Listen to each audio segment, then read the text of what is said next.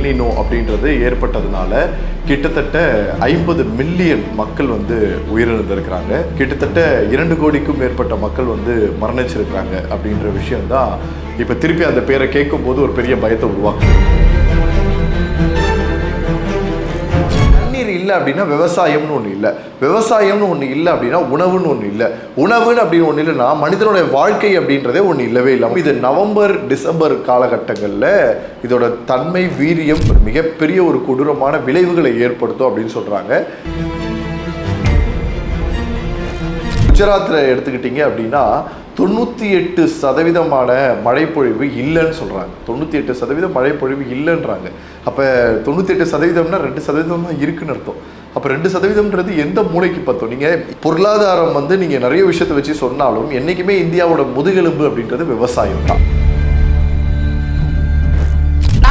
நேயர்கள் அனைவருக்கும் வணக்கம். இன்று நம் நிகழ்ச்சியின் சிறப்பு விருந்தினர் சுற்றுச்சூழல் மற்றும் சமூக ஆர்வலர் ஹரிகிருஷ்ணன் அவர்கள் இணைந்துள்ளார். வணக்கம் சார். வணக்கம் லலிதா. தென்மேற்கு பருவமழையானது இந்த முறை பார்த்திங்கன்னா லேட்டாக ஆரம்பிச்சிருக்கு. இன்னமும் வந்து மழையானது பல இடங்களில் குறைவாகவே இருக்குது சார். என்ன காரணம்? இதற்கு பின்னாடி பெரிய பின்னணி வேறு இருக்குன்னு சொல்கிறாங்க. எல் நினோ அப்படின்ற ஒரு வறட்சி ஏற்பட போகுது அப்படின்ற மாதிரி நிறைய தகவல்கள் வருது. அதை பற்றின விரிவான விளக்கம் சொல்லுங்கள் சார். எல் நினோ அதாவது இன்னைக்கு தொடர்ந்து பேசுறதுக்கான காரணம் என்ன அப்படின்னு பார்த்தீங்கன்னா 1877ஆம் ஆண்டுகளில் இந்த எல் நினோ அப்படின்றது ஏற்பட்டதுனால கிட்டத்தட்ட 50 மில்லியன் மக்கள் வந்து உயிரிழந்திருக்கிறாங்க. அதுவும் குறிப்பாக நம்மளுடைய சவுத் இந்தியாவாக சொல்லப்படுற இடத்துல வந்து கிட்டத்தட்ட 2 கோடிக்கும் மேற்பட்ட மக்கள் வந்து மரணிச்சிருக்கிறாங்க அப்படின்ற விஷயம்தான் இப்போ திருப்பி அந்த பேரை கேட்கும் போது ஒரு பெரிய பயத்தை உருவாக்குது. பொதுமக்களாக இருக்கக்கூடிய பல பேருக்கு எல் நினோ அப்படின்றது தெரியாது. நாம் இது எப்படி சொல்லுவாங்க அப்படின்னா, இப்போ நீங்கள் கடற்கரை இருக்கு இல்லையா, எப்பவுமே வந்து பார்த்திங்கன்னா மேகங்கள் உருவாகும். இயற்கை அப்படின்றது நீங்கள் அதாவது எவ்வளோ பெரிய சயின்டிஸ்ட் வந்தாலும் அதை வந்து ஆராய்ச்சி பண்ணி எடுத்துட முடியாத ஒன்று. இயற்கையோட தட்பவெட்ப நிலையாக இருக்கட்டும் எல்லாமே ஒரு பக்கம் வேறு மாதிரி இருக்கும். புவி வெப்பமயமாதல்ன்றதை நம்ம தொடர்ந்து பார்த்துக்கிட்டு தான் இருக்கிறோம். இன்றைக்கி இருக்கக்கூடிய மாசுக்கான விஷயங்களும் சரி, சுற்றுச்சூழலில் ஏற்படக்கூடிய மாற்றங்களும் சரி, கிளைமேட்டிக்கல் சேஞ்சு நம்ம சொல்கிறதும் சரி, உலக நாடுகள்லேயே அச்சுறுத்திட்டு இருக்குன்றதை நம்ம கடைசி ஒரு 2 வருஷமாகவே பேசிகிட்டு இருந்தோம். கிட்டத்தட்ட அதோட ஒரு சின்ன ஒரு பர்சன்டேஜ், அதாவது அதோட 1%க்கான ஒரு பார்ட்டு தான் அந்த எல் நினோவோட வேலையும் கூட. இந்த எல் நினோ எப்படி உருவாகுது அப்படின்னு பார்த்தீங்கன்னா, பொதுவாக கடற்கரை, அதுவும் இப்போ நம்ம பசிபிக் கடற்கரையை தான் இது வந்து சொல்லுவாங்க. இந்த பசிபிக் கடற்கரையிலே பார்த்தீங்கன்னா பொதுவாக வந்து ஒரு வெப்பம் இருக்கும். இந்த வெப்பம் வந்து காற்றோட கலந்து அந்த காற்று வந்து ஒரு திசையை நோக்கி நகர்த்தும். அப்படி நகர்த்தும் போது அந்த காற்று இந்த வெப்பமானது நகர்த்தும் போது ஏற்படுகிற ஒரு சில மாற்றங்கள்னால முடிவு தான் உங்களுக்கான இந்த மான்சூன் அப்படின்ற கணக்கே நம்ம சொல்கிறோம். இப்போ நீங்கள் வந்து மற்ற நாடுகளை விட்டுருங்க, நம்ம நாடுகளை பற்றி பேசுகிறோம் அப்படின்னா பொதுவாக மே மாதம் வரைக்கும் வந்து பார்த்திங்கன்னா நமக்கு அந்த வெயிலோடைய தட்பத்தை வந்து நம்ம புரிஞ்சுப்போம். மே மாதம் பிறந்துச்சுன்னா அக்னி வெயில் ஆரம்பிச்சிருவோம் அப்படின்னு சொல்லுவோம். இதே செப்டம்பர் அக்டோபர் நவம்பர் வந்துச்சுன்னா, அதுவும் குறிப்பாக நவம்பர் டிசம்பர் வந்ததுன்னா சென்னையில் எப்படா வெள்ளம் வரப்போகுது அப்படின்னு நம்ம பேசுவோம். ஸோ இது நம்ம மனசுக்குள்ளேயே இருக்கிறது. டிசம்பர் ஆச்சு அப்படின்னா குளிர்காலங்கள் அதிகமாக இருக்கக்கூடியதாக நம்ம பார்ப்போம். அது வந்து தை பிறந்த வரைக்கும் ஒரு விஷயமா இருக்கும். அப்புறம் தையிலேருந்து ஒரு மாறுபாடு இருக்கும். திருப்பி ஏப்ரல் மே, இது வந்து சுழற்சிகள் முறையில் தொடர்ந்து நடந்துக்கிட்டே இருக்கும். ஆனால் அது நடக்க வேண்டிய நேரத்தில் நடக்காதப்ப, இப்போ ஃபார் எக்ஸாம்பிள் லாஸ்ட் இயர் 2025 பார்த்தீங்கன்னா மார்ச்லேயே கத்திரி வெயிலுக்கு ஈக்குவலான ஒரு வெயில் அடிச்சுது. அப்போ மேலே வந்து ஒரு மாற்றங்கள் ஏற்பட்டுச்சு. இந்த மேலே ஏற்பட்ட மாற்றங்கள் வந்து நவம்பரில் வர வேண்டிய மழைகள் எல்லாமே ஜூன் ஜூலையிலேயே நம்ம பார்த்தோம். இந்த மாதிரி நிறைய இது வந்துகிட்டே இருக்கும் இல்லையா. சேம் இதுதான், இது வந்து உலகம் ஃபுல்லாகவே இது இப்படி தான் மாறிக்கிட்டே இருக்கும். ஆனால் இங்கே என்னன்னா, அந்த கடற்கரை பரப்புக்கு மேலே இருக்கக்கூடிய வெயிலில் 1 டிகிரியிலிருந்து ஒரு 1.5 டிகிரி 1.25 டிகிரி வரைக்கும் நீங்கள் வந்து இன்க்ரீஸ் ஆகுது, டெம்பரேச்சர் இன்க்ரீஸ் ஆகுதுன்னா அது பிரச்சனை இல்லை. அது ஒரு சாதாரணமான நிகழ்வு, எப்பவுமே நடக்கிறது. அது இன்க்ரீஸ் ஆகலாம் அல்லது ஏதாவது ஒரு ப்ராக்ரஸில் இருக்கலாம். ஆனால் எப்போ 2 டிகிரியை தொட்டு 2 டிகிரிக்கு மேலே போதோ அப்போ எல் நினோ அப்படின்றத கணக்கெடுக்கிறாங்க. இந்த எல் நினோ அப்படின்றதுனால என்ன ஆகும்னா, அந்த வெப்பம் ஆகக்கூடியதும் இந்த காற்றோட திசைகள்லையும் மாறும்போது அதோட திசைகள் சம்டைம்ஸ் மாறிச்சினாலோ அல்லது அதோட சுழற்சிகள் மூலமாவோ அது ஒரு பெரிய ஒரு விஷயத்தை உருவாக்கும். இதனால் அதிகப்படியான மழைகள் வந்து அழிகிறதுக்கும் காரணம் இருக்குது, மழையே இல்லாமல் வறட்சியில் அழிகிறதுக்கும் காரணம் இருக்குன்றத சொல்லுவாங்க. ஒரே ஒரு விஷயத்தை மட்டும் மழையே பெய்யாதுன்னு சொல்லிட முடியாது, மொத்தமாகவே மாறுபாடு ஏற்படுகிறது. கிட்டத்தட்ட 1877 பார்த்தீங்கன்னா இந்த எல் நினோ வந்திருந்த காலகட்டங்களில் வந்து நமக்கு எந்த ஒரு சயின்டிஃபிக்கான ஒரு இது கிடையவே கிடையாது. நம்மக்கிட்ட அந்த அறிவுபூர்வமான ஒரு விஷயங்கள் கிடையாது. இன்றைக்கி நம்ம நிறைய இடத்துல டெவலப் ஆகிருக்கோம், அன்றைக்கி அது கிடையாது. அன்றைக்கி இருக்கக்கூடிய மக்கள்கிட்ட வந்து முதல்ல விஷயம் என்ன அப்படின்னு பார்த்தீங்கன்னா தண்ணி. தண்ணி வந்து ரொம்ப மிக முக்கியமானது. இன்றைக்கி நம்ம நிறைய ஃபெசிலிட்டிஸ் இருக்குது, அன்றைக்கி அது கிடையாது. அது தண்ணீர் இருக்கும், அது தண்ணி வந்து வறண்டு போகுது, தண்ணி இல்லை. ஏன்னா உங்களுக்கு வந்து வெப்பமாக இருக்கிறதுனால இருக்கிற தண்ணி வந்து உரியப்படுகிறது. இப்போ நீங்கள் நம்ம குளத்தில் இருக்கிற தண்ணி அப்படியே இருக்கும், யூஸ் பண்ணலன்னா கூட வத்தி போகும்னு சொல்லுவோம். இந்த வத்தி போகிறது எப்படி வத்தி போகுது? ஸோ வெயிலோட தாக்கத்தினால வத்தி போகுது. ஸோ அதே மாதிரி நடந்து தண்ணீர்னு ஒன்று இல்லை அப்படின்னு ஏற்படுது. தண்ணீர் இல்லை அப்படின்னா விவசாயம்னு ஒன்று இல்லை, விவசாயம்னு ஒன்று இல்லை அப்படின்னா உணவுன்னு ஒன்று இல்லை, உணவுன்னு அப்படின்னு ஒன்று இல்லைன்னா மனிதனுடைய வாழ்க்கை அப்படின்றதே ஒன்று இல்லவே இல்லாமல் போய்டும். ஏன்னா தண்ணீரும் உணவும் தேவைப்படுற ஒரு விஷயம். அப்போ ஒரு கிட்டத்தட்ட வந்து 3 வேளை சாப்பிட்டுட்டு இருந்த மனிதர்கள் 2 வேளையாக சாப்பிடக்கூடிய வாழ்க்கைக்கு தள்ளப்பட்டாங்க. 2 வேளை சாப்பிட்டுட்டு இருந்த மனிதர்கள் கொஞ்ச காலகட்டங்களில் வெறும் ஒரே ஒரு வேளை மட்டும்தான் உணவு சாப்பிடக்கூடிய வாழ்க்கைக்கு தள்ளப்பட்டாங்க.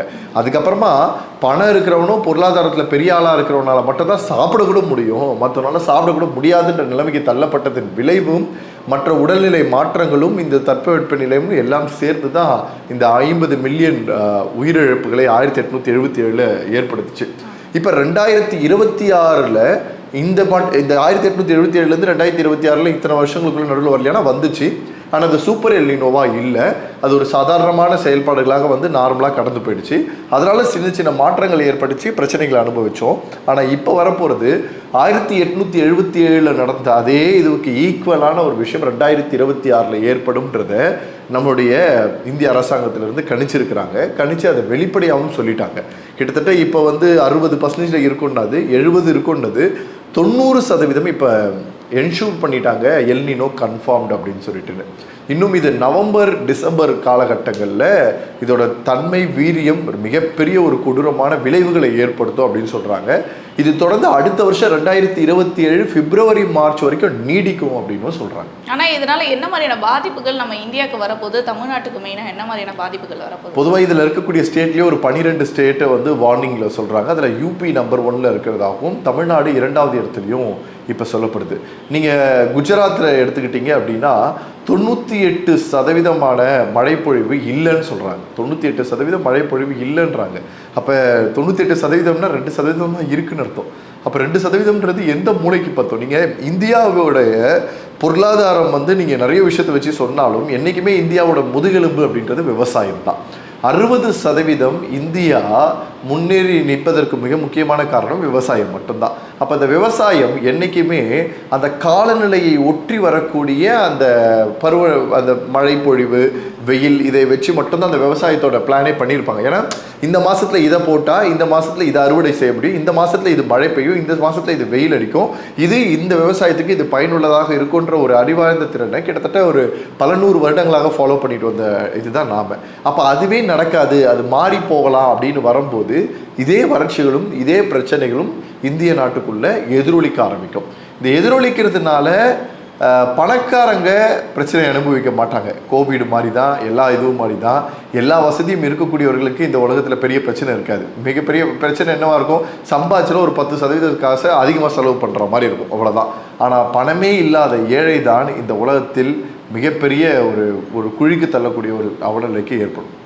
இதனால் உயிரிழப்புகள் ஏற்படுமா? வறட்சி எந்த அளவுக்கு நம்ம தமிழகத்துக்கு வரப்போகுது? இதனால் விவசாயம்லேருந்து எல்லாமே பாதிக்கப்படும் இல்லையா சார்? இதோட மெயினான அந்த டார்கெட்டுன்றதே வறட்சி தானே. வறட்சி வந்து எந்த அளவுக்கு இருக்க போகுது இந்த முறை? முதல்ல நம்ம இன்னைக்கு இருக்கிற ஜென்ரேஷன் 2026 இருக்கவங்களுக்கு வறட்சினா என்னன்னு தெரியுமான்னு கூட எனக்கு தெரியல. ஏன்னா லைக் எத்தனை பேர் இதெல்லாம் அனுபவிச்சிருப்போம் அப்படின்றது நீங்கள் பார்த்தீங்கன்னா தெரியும். இன்றைக்கி வந்து ஜிம்முக்கு போய் எக்ஸசைஸ் பண்ணி கட்ஸ் வர வச்சுக்கிட்டு இருக்கோம்.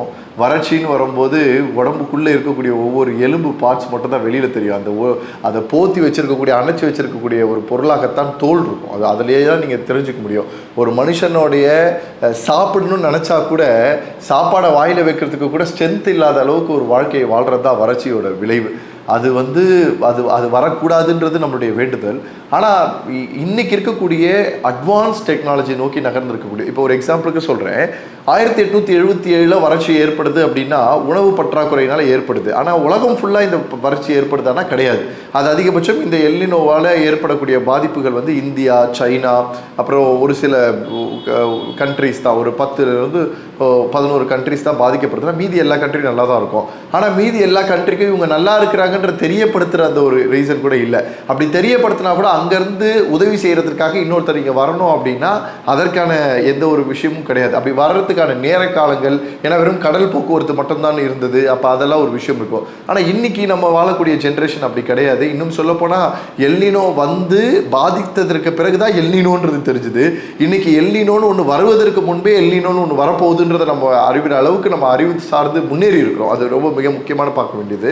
வறட்சி அப்படின்ற அளவுக்கு மிகப்பெரிய பிரச்சனையை நம்ம பார்க்க மாட்டோம். காரணம் என்ன அப்படின்னா, இன்னைக்கு உலக நாடுகளுக்கு எல்லாமே ஒரு கைகோர்த்து நிற்பதுக்கான காரணமே இன்னொரு நாடு கீழே விழும்போது இன்னொரு நாடு தூக்கி பிடிக்கிறது தான். நீங்கள் இலங்கையில் ரீசெண்டாக கொஞ்சம் பல வருஷங்களுக்கு முன்னாடி நடந்த ஒரு கிரைசிஸை நம்ம கேள்விப்பட்டிருப்போம். அதற்கு இந்தியாவிலேருந்து எவ்வளோ கை கொடுத்தோன்றது தெரியும். மற்ற கண்ட்ரிஸும் கொடுத்தாங்க இல்லையா? அதே மாதிரி வரும்போது அதர் கண்ட்ரிஸும் சப்போர்ட் எக்ஸ்டெண்ட் பண்ண முடியும். ஏன்னா இன்றைக்கி வான்வெளி போக்குவரத்தான உங்களுக்கு ஃப்ளைட் ஃபெசிலிட்டிஸ்லேருந்து எல்லாமே இருக்கிறதுனால ஓரளவுக்கு இது சமாளிக்கக்கூடிய இடத்துல தான் நம்ம இருப்போம். ஆனால் விளைவுகளே ஏற்பட்டதான்னு கேட்டிங்கன்னா கிடையாது. உடல்நிலைகள் நிறைய மாறுபாடுகளை ஏற்படுத்துறதுக்கு வழி இருக்குது. ப்ளஸ் அதோடு சேர்ந்து மிகப்பெரிய கொடூரமான வாழ்க்கையை ஆல்ரெடி வாழ்கிறவங்க நம்ம ஊரில் இருக்கிறாங்க. நீங்கள் வந்து 100 பேர் இருக்கக்கூடிய வாழ்வில் 8லிருந்து 10 பேர் சராசரியான மனிதர்கள் இன்னமும் தன் வாழக்கூடிய வீடு கூட இல்லாத ஒரு வாழ்க்கையை வாழ்கிறவங்க இருந்துக்கிட்டு தான் இருக்கிறாங்க.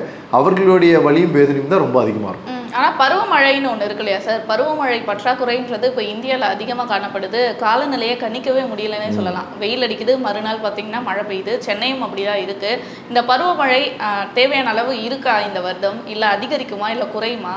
இல்லை, கண்டிப்பாக இதில் மாற்றம் இருக்குன்றது தான் சொல்கிறது. ஆனால் அது குறையுமா இல்லை ரொம்ப அதிகமாக இருக்குமான்றது தான் இப்போ நம்மளால் சொல்ல முடியல. ஆல்ரெடி டெம்பரேச்சர் இன்க்ரீஸ் ஆனதை உணர முடியுது. நைட்டு 9:30 மணி 10 மணி 11 மணி ஆனால் கூட குளிர்ந்த காற்றை பார்க்க முடியல. ரொம்ப அனல் வீசுறதை தான் நம்ம பார்க்குறோம். சென்னையிலேயே நான் பேசிக்கலாம், தமிழ்நாட்டிலேயே நம்ம பேசும்போது எந்தெந்த ஊர்லலாம் இப்போ வெயிலும் அனல் காற்றுமோ இருக்கும் அந்த இடத்துல மழைப்பொழிவு வரதையும் நம்மளால் பார்க்க முடியுது. மேகங்களே உருவாகலை அப்படின்னு சொல்கிறாங்க. அது ரொம்ப பெரிய பிரச்சனை. மேகங்கள் உருவாகாமல் இருக்கிறதெல்லாம் நீங்கள் வந்து லைக் யூபி மாதிரியான மாநிலங்களில் நடக்கலைன்னு சொல்கிறதெல்லாம் அது ஒரு பெரிய பிரச்சனை தான். நீங்கள் நம்ம இன்றைக்கி தமிழ்நாட்டில் நீங்கள் பார்க்குறோம், கிட்டத்தட்ட யூபி சைட்லலாம் பார்த்தீங்கன்னா 45-50 டிகிரி டெம்பரேச்சருக்கு அவங்களுடைய வெயில் வரும். அதே சேம் டைம் வந்து 7 டிகிரி 8 டிகிரி மைனஸ்க்கு சில்னஸாகவும் அவங்களுடைய வாழ்க்கை மாறுறதும் இருக்குது. ரெண்டுமே இருக்கிறது தான். ஸோ இதை எல்லாமே நம்ம உடம்பு அப்சர்வ் பண்ணி தான் இருந்திருக்கோம். திடீர்னு ஒரு மாற்றம் ஏற்படும் போது தான் பிரச்சனை. ஸோ என்னையை பொறுத்த வரைக்கும் இது வந்து கண்டிப்பாக ஒரு பெரிய பாதிப்புக்குள்ளே உருவாகும். அது வந்து வராமல் போகும் தான் அப்படின்னு நான் நினைக்கிறேன். சம்டைம்ஸ் நம்ம எதிர்பார்க்காத ஒரு மிகப்பெரிய மழை உருவாகி இதெல்லாம் சேர்த்து வச்சு நவம்பர் டிசம்பரில் வந்து 2015 நாம் பார்த்த ஒரு பெருவெள்ளம் மாதிரி இன்னொரு வெள்ளத்தை பார்ப்பதற்கும் தயாராக இருக்க வேண்டியது இருக்கலாம். இதுக்கு தமிழக அரசு இல்லை மத்திய அரசு சார்பாக ஏதாவது நடவடிக்கை எடுக்கப்பட்டிருக்கா சார்? இன்னைக்கு எனக்கு தெரிஞ்சு வந்து பார்த்தீங்கன்னா பொதுவாகவே இதெல்லாம் கடைசி 10 நாளைக்கு முன்னாடி தான் பேசுவாங்க. ஆனால் இன்னைக்கு இருக்கக்கூடிய அரசு வந்து முன்னாடியே இதை பற்றி ஆரம்பிச்சிருக்கிறத நம்ம பார்க்க முடியுது. ஏன்னா எனக்கு தெரிஞ்சு முதல் 3வது 4வது மீட்டிங்லேயே தமிழ்நாடு முதலமைச்சராக பொறுப்பேற்றிருக்கக்கூடிய விஜய் அவர்கள் வந்து இமிடியேட்டாக அந்த டீமை கூப்பிட்டு வச்சு இப்போ இருக்கக்கூடிய எதுவும் தண்ணீர் கட்டுப்பாடு இல்லாமல் அதுக்கு என்ன செய்யணும் அப்படின்றதும் அதை சேமித்து வைக்கக்கூடிய நடவடிக்கைகளையும் நிறைய விஷயத்தை பற்றி பேசியிருக்காருன்றது நமக்கு தெரியுது. ஆனால் அது நடைமுறைக்கு வரும்போது மக்களுக்காக பயன்பெறும் போது, அதாவது இந்த பருவ மாற்றம் வரும்போது அந்த பிரச்சனையை எப்படி எதிர்கொள்கிறாங்க அப்படின்றதான் முக்கியம். ஏன்னா ஆர்டர் எவ்வளோ வேணா போடலாம், பேச்சு எவ்வளோ வேணா சொல்லலாம், எவ்வளோ பேரை வேணா மீட் பண்ணலாம். ப்ராக்டிக்கலி அந்த விஷயத்தை மாற்றும் போது மக்களுக்கான நம்பிக்கை அதிகமாகும். அந்த நம்பிக்கைக்காக தான் மக்களும் காத்துக்கிட்டு இருக்காங்க. கண்டிப்பாக சார். தொடர்ந்து பேசுவோம் பல நிகழ்வுகளை பற்றி. நன்றி சார். தேங்க்யூ.